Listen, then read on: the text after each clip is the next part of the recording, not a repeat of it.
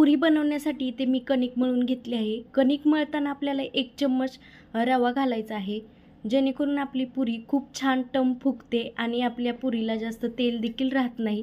तर इथे कणिक आपल्या पोळ्याला जशी कणिक मळतो त्याच प्रकारे आपल्याला कणिक मळायची आहे। पण चपातीची कणिक थोडीशी पातळ असते। पुऱ्या बनवण्यासाठी आपल्याला कणिक घट्ट मळायची आहे आणि 10 ते 20 मिनिट ठेवायची आहे। कणिक छान मऊ झाली की आपल्याला पुऱ्या बनवायला घ्यायच्या आहेत। तर इथे मी कणिक छान मळून ठेवली होती आणि खूप घट्ट कणिक मळायची आहे। छान मुरली आहे। आता आपल्याला छान गोळे बनवून घ्यायचे आहेत पुऱ्या बनवण्यासाठी। तर इथे आपल्याला या प्रकारे छान गोळे बनवायचे आहेत। तर इथे तुम्हाला पुऱ्या म्हणजे मोठ्या हव्या असतील तर मोठे गोळे बनवायचे किंवा छोटे हवे असतील तुमच्या आवडीप्रमाणे गोळे बनवू शकता। तर पेढा जसा बनवतो त्याप्रमाणे आपण छान गोळे बनवून घेऊ। तर इथे पाहू शकता कणिक आपली खूप छान मुलायम झालेली आहे, अगदी मऊ झालेली आहे। कणिक छान मुरली गेली आणि छान मळली देखील गेली की पुऱ्या छान टम फुगतात आणि पुऱ्या मऊ मुलायम होतात। तर इथे पाहू शकता या प्रकारेच आपल्याला छान गोळे बनवून घ्यायचे आहेत। तर इथे माझे गोळे बनवून झालेले आहेत। आता आपण पुऱ्या लाटून घेऊ।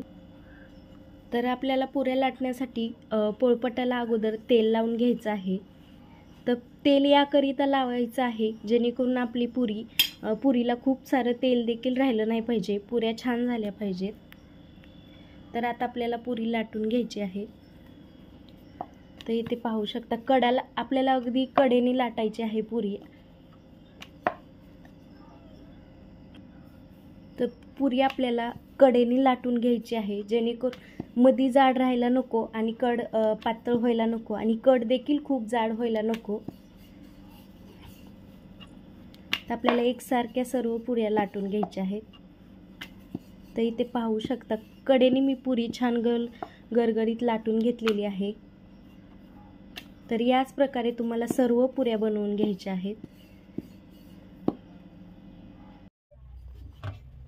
तर इथे आपल्याला तेलामध्ये छान अलगद पुरी सोडून घ्यायची आहे। तर आपलं तेल छान गरम झालेलं आहे, पाहू शकता।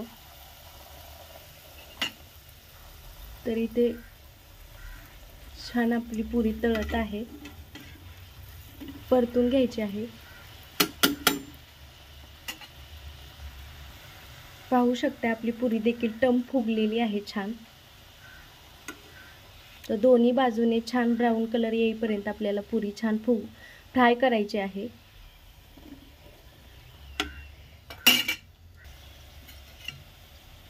तर पाहू शकता आपली पुरी छानच एकदम छान क्रिस्पी ब्राऊन झालेली आहे आणि एकदम टम फुगलेली आहे।